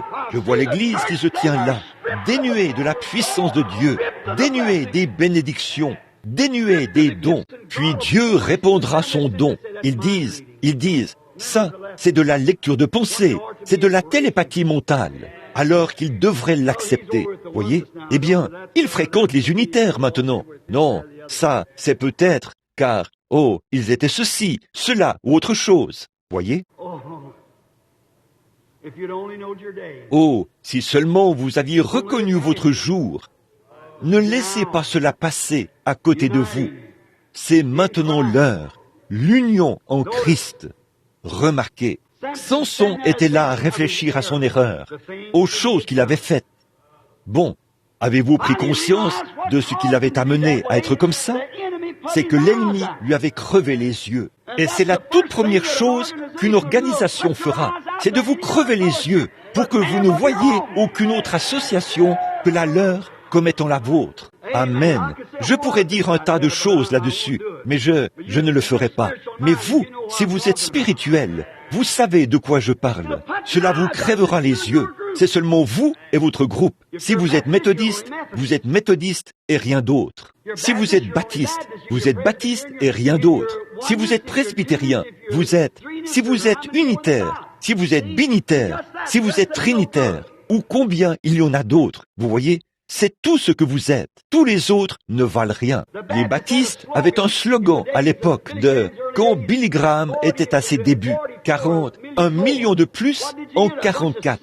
Qu'avez-vous obtenu? Une bande d'hypocrites qui fumaient la cigarette et qui adhérait à l'Église. Or, Billy lui-même, quand je suis allé à son petit déjeuner, il a dit, vous savez ce qui se passe? Il a dit, voici un exemple. Il a dit, il a dit, Saint Paul est allé dans une ville et il a eu un converti. Puis, il y est retourné un an plus tard. A-t-il dit, ce seul converti en avait produit 30 autres. Il a dit, je vais dans une ville où je passe 6 semaines et j'ai 30 000 personnes qui prennent une décision. Et quand j'y retournerai 6 mois plus tard, je n'en trouverai pas 30. Eh bien, j'ai admiré cet homme pour son courage. Mais j'aimerais lui poser une question. Qui a pris les convertis de Paul? De quel pasteur paresseux s'agissait-il? Qu'est-ce qu'il en était? Paul est resté avec lui jusqu'à ce qu'il soit pleinement un enfant de Dieu, né de l'Esprit. Il l'a fait pénétrer si profondément en Christ qu'il ne pouvait même plus regarder en arrière. Les gens savent cela tout simplement et adhèrent peut-être à l'Église ou parlent même en langue. Je crois au parler en langue. Je crois que le Saint-Esprit parle en langue. Mais je sais que tous ceux qui parlent en langue n'ont pas forcément le Saint-Esprit. Voyez, j'ai vu des sorciers guérisseurs parler en langue, boire du sang dans un crâne humain et invoquer le diable, parler en langue et en donner l'interprétation. Il ne s'agit pas là d'une preuve indéniable. Non, non, c'est la vie de Christ en vous. C'est le fruit qui rend témoignage de lui-même. C'est ça. Mais nous nous arrêtons à cela. Si un homme parle en langue, c'est tout. Laissez-le entrer. Regardez ce que vous avez aujourd'hui. Voyez, le parler en langue, c'est vrai. Mais ce n'est pas toute la vérité. Comme cet homme de couleur qui mangeait une tranche de pastèque. On lui a dit, « Comment as-tu trouvé cela, Mose ?» Il a dit, « C'était bon, patron, mais il y en a certainement encore plus. Si je peux parler en langue, il y en a certainement encore plus. » Voyez ? Mais que faisons-nous? Tout comme Israël, nous nous sommes contentés de cette seule chose et avons maintenant erré dans le désert pendant 40 ans, toujours sans avoir le reste de cela qui se trouve dans le pays promis. C'est exactement ce que nous avons fait. Alors que Samson se tenait là, il faut que je me dépêche. Il a dû revoir le passé et penser à toutes ces choses. Et voilà qu'il était là, aveuglé par ce pourquoi il avait été suscité. Et là, sa grande carrure, la grande organisation qu'était son corps humain, cette montagne de chair se tenait là, dotée d'énormes muscles saillants, mais dépourvus de force. Nous voici aujourd'hui. À une certaine époque, le mouvement pentecôtiste ne comptait que quelques personnes dans ses rangs, peut-être 400 ou 500 personnes dans tout le pays. Et aujourd'hui, c'est l'Église à la croissance la plus rapide au monde. Qui faisons-nous entrer? Un tas de membres. Avec notre grande structure, nous devrions être 10 000 fois plus vigoureux que lorsque nous avons commencé. Et nous sommes 10 000 fois plus faibles que lorsque nous avons commencé. Parce que nous bâtissons cela sur un fondement sans fond, sur l'organisation. Quelque chose que Dieu a maudit. Et comment pouvons-nous bâtir une église sur les cendres d'un Sodome et d'un Gomorrhe? J'espère que vous ne me détesterez pas, mais restez bien tranquille un instant et écoutez. Voyez, on ne peut pas le faire. Ce que Dieu a maudit, il l'a maudit.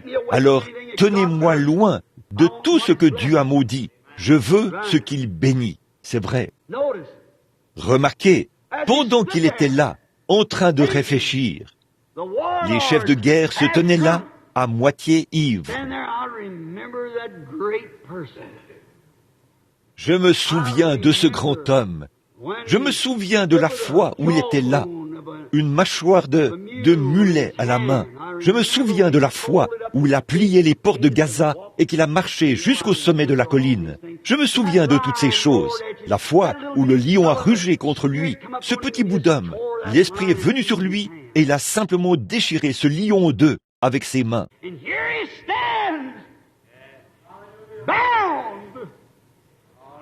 Et voici qu'il se tient là, lié, et c'est un petit enfant qui le conduit. Et notre Dieu, le Dieu poisson, Dagon, a remporté la victoire sur lui. Voilà, c'est ça. Le monde s'est glissé dans l'Église. Il a remporté la victoire. Il a déshabillé nos femmes. Il a mis dans le cœur des gens le désir de rester à la maison et de regarder la télévision, au lieu d'aller à l'Église et aux réunions de prière. L'amour du monde s'est infiltré et entraîné notre Église pentecôtiste dans un voyage pour l'enfer.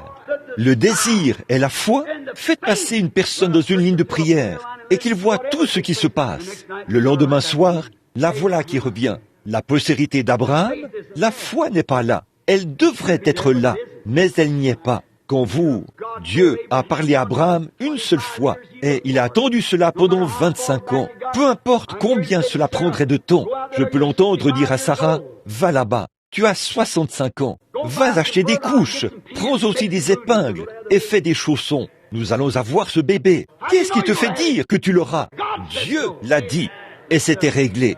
Tout d'abord, voyez-vous, elle avait passé la ménopause depuis une vingtaine d'années. Il avait vécu avec elle depuis qu'elle avait environ 16 ans, alors qu'il n'était qu'un jeune homme. Ça n'y changeait rien. Il ne regardait pas à cela. Il ne considérait pas cela. Il considérait ce que Dieu avait dit. Il s'était séparé de toute incrédulité. Il était allé dans le désert. C'est ça le problème aujourd'hui. Vous voulez vous associer à une organisation où il y a de l'incrédulité, au lieu de vous séparer des choses du monde. Vous voulez voir jusqu'à quel point vous pouvez vous rapprocher de la limite du péché. Voyez à quel point vous pouvez vous en tenir loin.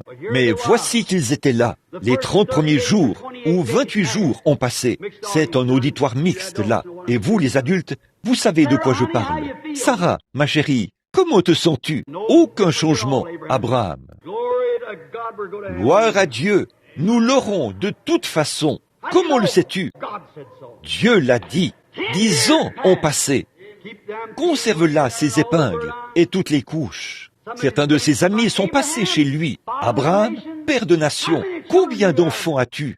Gloire à Dieu, je n'en ai aucun pour le moment, mais je les aurai. Comment y arriveras-tu? Voyons, tu as 90 ans. Ça n'y change absolument rien. Ce sera un plus grand miracle maintenant que si c'était arrivé il y a 20 ans. Mais aujourd'hui, on a prié pour moi hier soir. Je ne me sens pas mieux aujourd'hui. La postérité d'Abraham, qu'est-ce qu'il y a? Vous avez été dépouillés. L'entité de votre Église est toujours là. Votre organisation est aussi grande que celle des méthodistes ou des baptistes.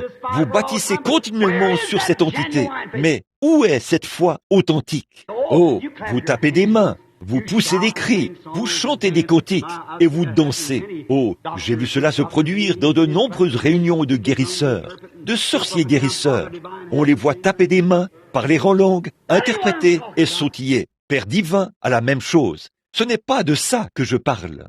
Je parle d'une foi authentique qui peut déployer la promesse de Dieu et se tenir là et la faire vivre. Quelque chose de scripturaire.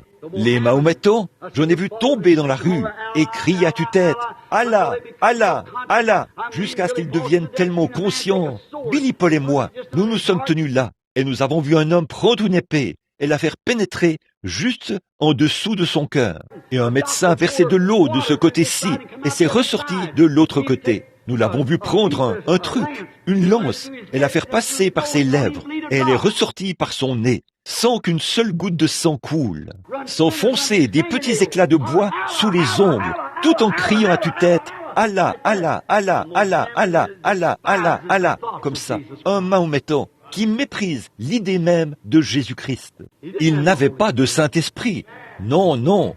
Mais il avait des émotions. C'est vrai. Le christianisme n'est pas tout à fait une émotion. Le paganisme peut produire autant de psychologie que le christianisme peut le faire.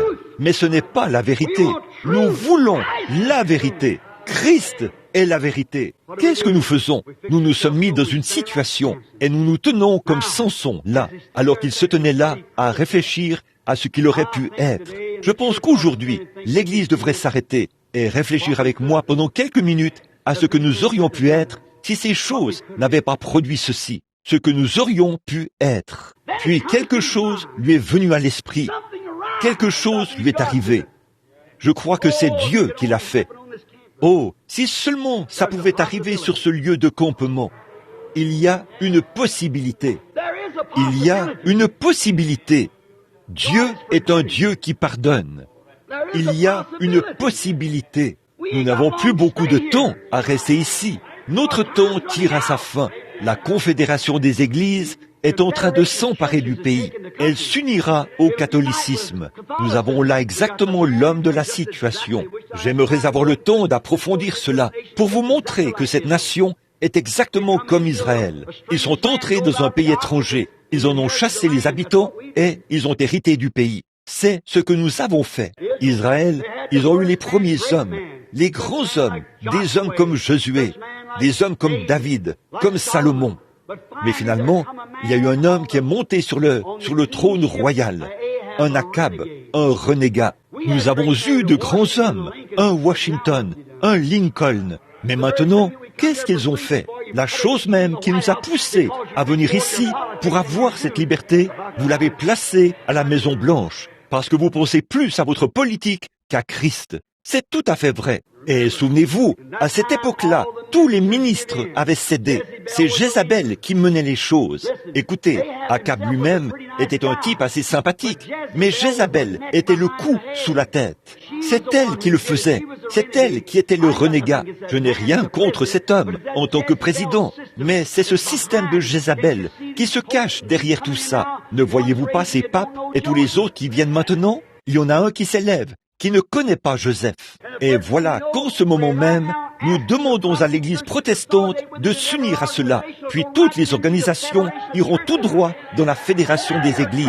Et là, vous serez pris au piège. Nous vivons de l'argent des impôts qui seront payés dans 40 ans. La nation est ruinée. Où se trouve cet argent? Qui détient l'argent? Nous ne le détenons pas. Nos obligations ne valent rien. Il nous faut de l'or. Qui a cela? L'Église catholique. Que vont-ils faire avant que ces marchands de whisky et tous ces grands détenteurs et ces grands détenteurs d'actions n'y renoncent? Ils auront complètement renié leurs principes et l'Église prêtera de l'argent à la nation. Et ce que la nation fera, c'est qu'elle vendra son droit d'aînesse directement au catholicisme. Et là, que ferez-vous? C'est l'or du monde, entre eux et les Juifs. Et c'est ça l'alliance qu'il fait avec Israël. Vous voyez, vous qui lisez la Bible, vous pouvez enseigner ça dans votre église. Voyez-vous, je vous montre simplement que je crois la même chose. C'est comme ça que cela arrivera. Et ces choses sont là maintenant même. Et nous voici, l'organisation, ayant sur nous la marque de la bête, exactement comme la première bête, une image à la bête, une fédération des églises qui se joint à une puissance. Puis, ils ont fait une image à la bête, afin qu'elle puisse parler. Et elle a fait la même chose que la première bête qui l'avait précédée. Juste là, au milieu de nous. Oh, les enfants! Quelle heure est-il? Y a-t-il une possibilité? Samson s'est tenu là et s'est dit, quelle heure? Juste, y a-t-il une possibilité? Samson s'est mis à penser, ce grand Dieu, il est omniprésent. Il est le Dieu éternel. Je vois mon erreur. Je vais me repentir. Et il a réclamé à grands cris. Il y a une possibilité que nous puissions faire la même chose. Ceux de ce jour-là, les gens d'aujourd'hui, ne saisissent pas la vision comme Samson. Si seulement nous pouvions avoir la vision d'une possibilité. Commencez ici même, maintenant même. Une possibilité. Vous voyez, il reste bien assis, tape des mains et se demande ce que tout cela va donner. Vous allez le découvrir un jour. Vous allez en ressortir perdant. Voyez, à ce moment-là, ils ont de grands rassemblements et des choses mondaines qui brillent. Oh, nous pensons, eh bien, vous savez quoi? Nous avons plus de membres que jamais et nous pouvons construire des bâtiments qui valent des milliards de dollars. Nous avons plus d'argent que jamais, peut-être de meilleures églises que celles que certains protestants ou certains autres ont. Oh là là, l'érudition, eh bien, nous amenons nos enfants à l'école et nous construisons de nouveaux séminaires pour qu'ils y aillent. Je vais vous dire une chose tout de suite. Un homme qui a de l'instruction, mais qui n'a pas le Saint-Esprit, s'éloigne de plus en plus de Dieu, chaque fois qu'il obtient un nouveau diplôme. C'est vrai, vous dites, j'ai une licence en lettres. Alors, vous vous êtes juste éloigné un peu plus que vous l'étiez. Il fissionne un atome, mais il s'achoppe à un brin d'herbe dont ils ne savent rien. Vous avez entendu ce vieux dicton, les fous marcheront avec des souliers cloutés là où les anges craignent de poser le pied. C'est vrai, l'érudition, mais ça n'amène pas l'esprit. Cela ne produit pas les œuvres et la vie de Jésus-Christ. Le problème, c'est que l'Église d'aujourd'hui n'est pas comme Samson. Ils ne sont pas disposés à payer le prix. Samson a prié comme il faut lorsqu'il a fait cette prière. Seigneur, que je meure avec l'ennemi. Il savait que cela allait lui coûter quelque chose. Il savait que cela allait coûter quelque chose. Cela va vous coûter quelque chose. Cela va me coûter quelque chose. Votre prestige social, votre place et votre fonction dans la dénomination. Seigneur, que je meure donc. Je vois ton dessein. Il savait que cela allait lui coûter quelque chose. Vous devez être prêt à mourir à votre ennemi pour accéder aux bénédictions de Dieu. Samson était prêt à payer le prix pour que la puissance de Dieu vienne de nouveau sur lui. Il était prêt à le faire. L'êtes-vous? Êtes-vous prêt à sacrifier vos émissions de télévision? Vous savez, autrefois, c'était mal pour nous d'aller au cinéma. Mais maintenant, le diable vous a bien eu. Il a fait entrer cela directement dans votre maison. C'est vrai, voyez. J'avais l'habitude d'aller voir un vieux prédicateur méthodiste qui avait coutume de chanter un cantique. On a levé les barrières. On a levé les barrières. On a fait des compromis avec le péché. On a levé les barrières. Les brebis sont sorties.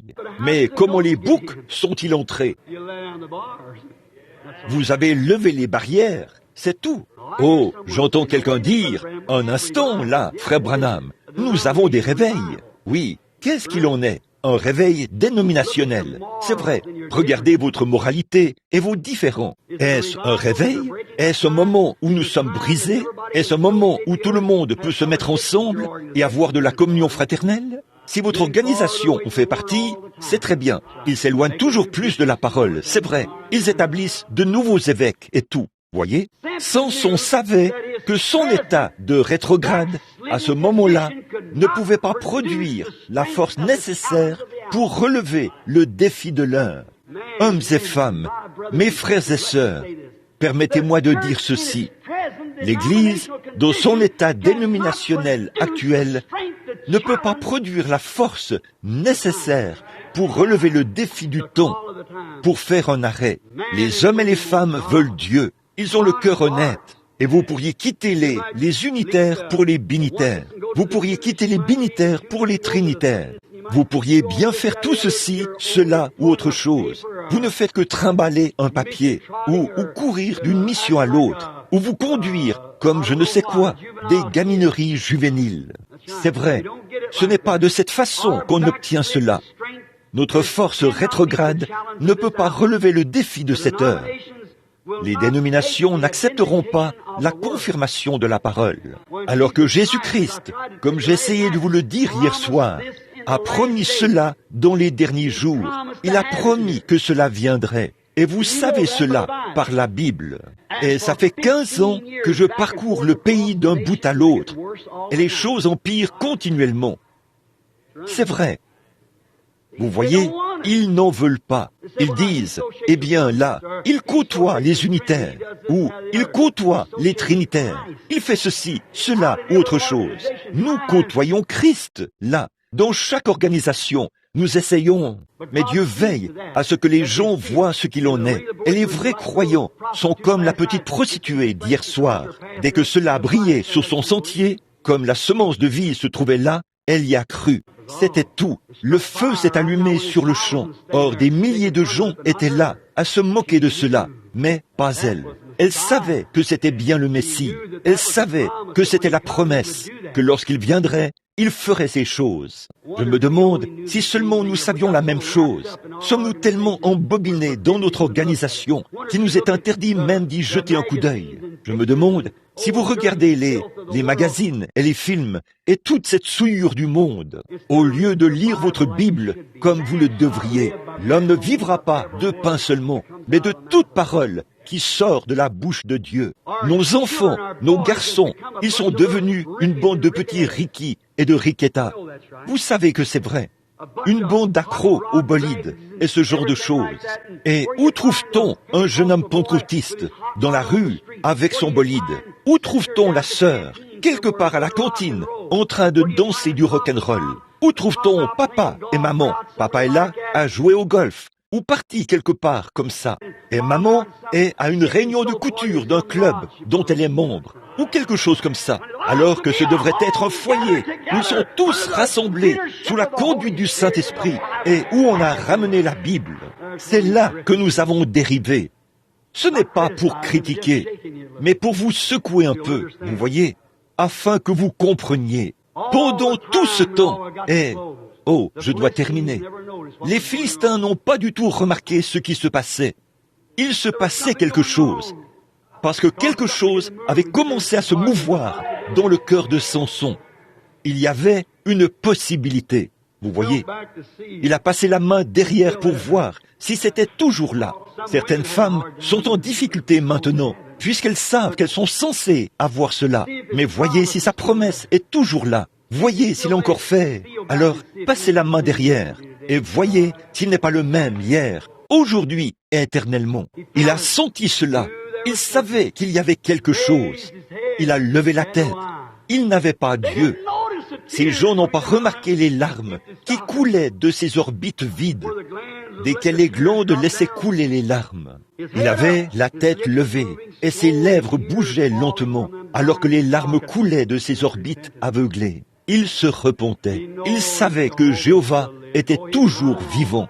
Bien qu'il ait mal agi, il savait qu'il était toujours Dieu. Les larmes coulaient sur ses joues alors qu'il se tenait là. Les Philistins étaient trop ivres pour remarquer cela. Si les membres de votre Église, si vos collègues à l'Église ne le remarquent pas, continuez simplement à prier.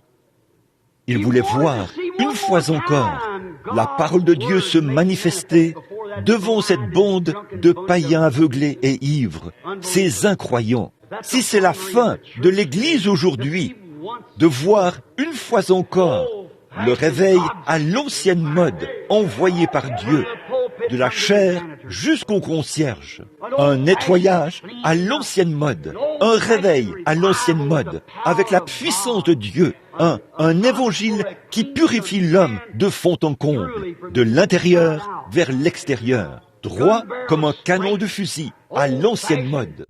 Une religion à l'état brut, de ciel bleu, qui tue le péché et qui ôte de vous tout ce qui est de Hollywood. Pour ceux que ça intéresse, il était là, en train de prier. Ce n'était pas une nouvelle dénomination, là, un nouveau credo, mais une confirmation de la parole. Seigneur, autrefois, tu étais sur moi. Autrefois, tu me donnais la force. Si seulement j'avais cette force. J'ai les muscles, mais ils sont faibles. Nous avons les membres, mais ils sont faibles. Ils aiment les choses du monde, plus que les choses. Vous dites que je suis tout. Oh, regardez les églises et voyez ce qu'il en est. N'essayez pas de le nier. Vos actions parlent plus que vos paroles. Vous voyez? Oh oui, ils ont plus de membres, de plus gros muscles. Mais où est la force du Seigneur? Vos gros muscles ne pourront pas relever le défi de cette heure. La foi de l'enlèvement qui fera sortir l'Église de cette chose-là avant que le jugement frappe la terre. Et le jugement est sur le point de frapper. Je dirais, comme mon ami Jack Moore l'a dit, si Dieu laisse l'Amérique s'en tirer avec les choses qu'elle fait maintenant, il aura l'obligation morale de ressusciter Sodome et Gomorrhe et de s'excuser auprès d'elle de les avoir brûlés. C'est vrai, la prochaine étape, c'est le jugement. Ô Dieu, ôte de moi tout ce qui est du monde.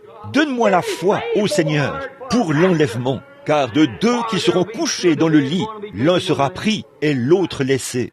2 personnes seront assises sur le siège d'une voiture. L'une sera prise et l'autre sera laissée. Cela arrivera en un instant. Vous dites, frère Branham, quand cela arrivera-t-il? Il se peut que vous critiquiez ceci. Si c'est en ordre que je le dise, permettez-moi de lâcher un petit quelque chose ici. Un jour, vous verrez. Là, vous direz, oh, on m'a enseigné que ceci, cela et autre chose arriveront avant le retour du Seigneur. Il y aura une grande période de tribulation par laquelle nous passerons. Voyez? Vous savez, une fois, on a posé une question à Jésus. Il a dit, pourquoi les scribes disent-ils qu'Élie doit venir premièrement? Et Jésus a répondu, je vous le dis, il est déjà venu et vous ne l'avez pas reconnu. Un de ces jours, vous direz, eh bien, je pensais que l'Église qu'elle devait faire ceci, cela et autre chose. Je pensais qu'il y aurait un enlèvement. Je pensais, vous voyez, ce sera un enlèvement secret. Si l'on prenait un ici, à Hot Springs, un ailleurs, un là-bas et un là, Et il y en a littéralement des millions qui sortiront de la terre. Et chaque jour, il y a au moins 500 personnes qui disparaissent dans le monde. Et nous ne savons même pas où elles sont allées. Vous voyez, l'enlèvement sera aussi fait de tous ceux qui dorment dans la poussière de la terre et qui sont en règle avec Dieu. Ils diront, eh bien, je pensais que l'enlèvement devait avoir lieu. C'est déjà passé et vous ne vous en êtes pas aperçus. Vous êtes restés. Voyez? Eh bien, tout va. Oui, monsieur. Ce sera une venue secrète, cet enlèvement. Il viendra prendre discrètement. C'est comme ce livre que j'ai lu dans le passé. C'était quoi encore? Juliette et Roméo. Il est venu pendant la nuit, quand les gens dormaient dans la mondanité, et que l'Église était totalement dans la mondanité. Tout à coup, le cri s'est fait entendre. Et ils sont partis. Écoutez, vous avez tellement entendu chez les hommes d'affaires chrétiens, les hommes du plein évangile, dire « Oh, vous savez, révérend Saint-Père un tel, les presbytériens commencent à recevoir le Saint-Esprit, les luthériens commencent à recevoir le Saint-Esprit. Vous, bande de gens endormis, ne savez-vous pas que Jésus a dit, quand cette vierge endormie est venue acheter de l'huile, c'est précisément à ce moment-là que l'époux est venu et elle est entrée. Souvenez-vous, ils ne l'ont pas obtenu. Pas vrai? Comme l'a dit Booth Cliburn. Hein? Ah oui, ils ont peut-être eu des émotions, mais en réalité, ils ne l'ont pas obtenu. Quand ils sont venus acheter de l'huile, c'était trop tard.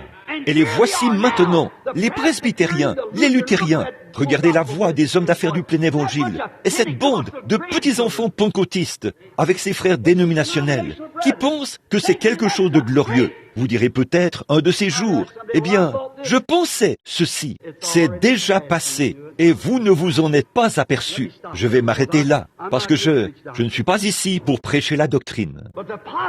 Mais les possibilités, ne prenez surtout pas ce risque. C'est maintenant le jour, c'est maintenant l'heure. Il y a une possibilité maintenant même. Peut-être pas à 17 heures. Il y a une possibilité. Seigneur, je sais que tu es Dieu. Je sais que tu l'es. Je suis loin de toi.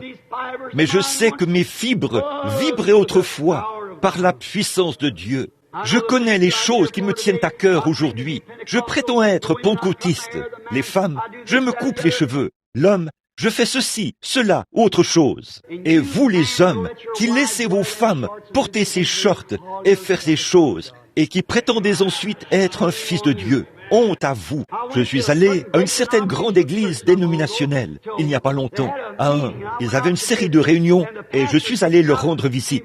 Et le pasteur m'a fait venir pour me présenter à sa femme. Elle était la pianiste. Et cette femme portait une robe si serrée que la peau était presque à l'extérieur. Elle portait du maquillage et toutes sortes de choses aux oreilles. Et j'ai dit, « Frère, voulez-vous me dire que votre femme est une sainte ?» Il a dit, « Oui, monsieur. » J'ai dit, « Elle a l'air d'une feinte. » J'ai dit, « Je n'ai jamais vu une telle chose dans les rangs de la Pentecôte et de la sainteté. »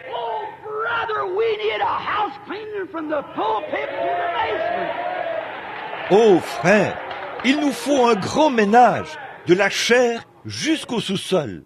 Et un de ces jours, vous dites, « Je suis pentecôtiste. » Pour Dieu, ça ne vaut pas plus que d'être un cochon. Ça n'a rien à voir avec Christ. Ce n'est qu'un nom. Vous devez être pentecôtiste dans votre cœur, avoir les fruits de l'esprit. Remarquez, oh là là, il était conscient de ce qui arriverait si Dieu exauçait sa prière. Êtes-vous conscient? Êtes-vous conscient que l'organisation vous excommuniera? Vous rendez-vous compte que vous vous dirigez maintenant vers la fédération des églises et des choses vers lesquelles vous vous dirigez? Vous rendez-vous compte de ce que cela vous coûtera? Savez-vous que les femmes avec lesquelles vous jouez aux cartes vous traiteront de vieux jeux et tout ce genre de choses? Parce que vous ne laisserez pas vos enfants porter des shorts et que vous faites ces choses, vous savez ce que ça vous coûtera? Vous feriez mieux de prendre cela en considération avant de commencer. Vous voyez? Vous feriez mieux d'y réfléchir. Oui, vous feriez mieux d'en parler d'abord avec Dieu, avant de commencer. Il était conscient si sa prière était exaucée, mais il était prêt et il était sincère. Si seulement l'Église pouvait se mettre dans cet état-là, Si vous êtes prêts maintenant même, si vous êtes sincère, si vous êtes vraiment sérieux, si vos yeux sont ouverts à ce que j'essaye de vous dire d'une manière détournée, si vous êtes sincère, alors dites, « Seigneur, peu m'importe ce que c'est, je suis prêt. Je vois le signe. Je sais qu'il est plus tard que nous le pensons. Il est temps de venir. » Alors Samson s'est écrié, « Seigneur, ils m'ont crevé les yeux. Je sais que tu es Dieu. Je sais que tu as le pouvoir de le faire. Je sais que tu peux me libérer de ces chaînes. Une seule fois encore, Seigneur. Une seule fois encore. Une seule fois encore, Seigneur. Une seule fois encore. Puisse-t-il y avoir un rassemblement en campement sur le flanc d'une colline, comme il y en avait un sur la colline, dans la chambre haute. Puisse-t-il venir du ciel un bruit comme celui d'un vent impétueux, et que cela remplisse toute la maison, une preuve visible du Christ ressuscité. Une seule fois encore, Seigneur, une seule fois encore, s'est-il écrié, alors qu'il s'écriait en toute sincérité. Il se tenait là, les yeux aveuglés. Je connais le prix à payer, Seigneur, mais une seule fois encore. Dieu exauce les prières. Il a senti ses fibres se contracter. Ses muscles ont commencé à devenir fermes. Ses jambes ont commencé à reprendre des forces. Il a dit au petit garçon, « Conduis-moi au poteau maintenant. Conduis-moi, Seigneur. Conduis-moi. Conduis-moi au poteau, au calvaire. Conduis-moi au poteau où je peux être crucifié, jusqu'à ce que ma vieille vie mondaine meure, et tout ce que je suis aussi. Conduis-moi au poteau, Seigneur. » Quand il a commencé à sentir ses muscles se contracter par la puissance de Dieu, il n'a pas eu besoin de voir ce qui se passait. Il a ressenti ce qui se passait. Il s'est mis à faire bouger ses épaules. Et à ce moment-là, le bâtiment s'est écroulé. Ce jour-là, il a vaincu. Il a tué plus de Philistins qu'il ne l'avait fait pendant toute sa vie.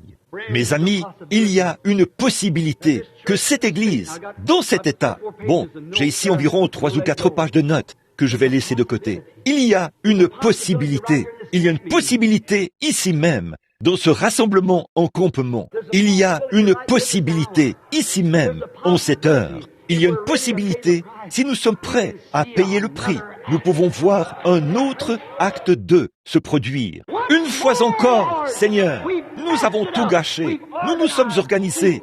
Nous avons brisé notre communion entre nous les frères. Nous nous sommes séparés de la communion fraternelle. Nous avons amené un petit groupe ici. Nous nous battons les uns contre les autres. Et le diable est assis là, à nous regarder nous frapper les uns les autres. Seigneur, est-il une fois encore possible que nous tous, les 120, soyons d'un même accord, dans un même lieu? Est-il possible qu'il vienne du ciel un bruit comme celui d'un vent impétueux?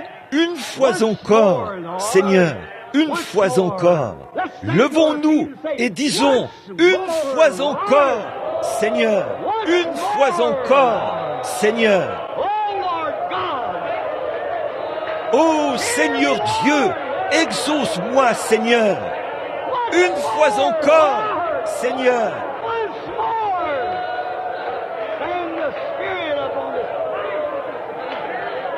Envoie une fois encore l'Esprit sur ce rassemblement en campement avec puissance et gloire.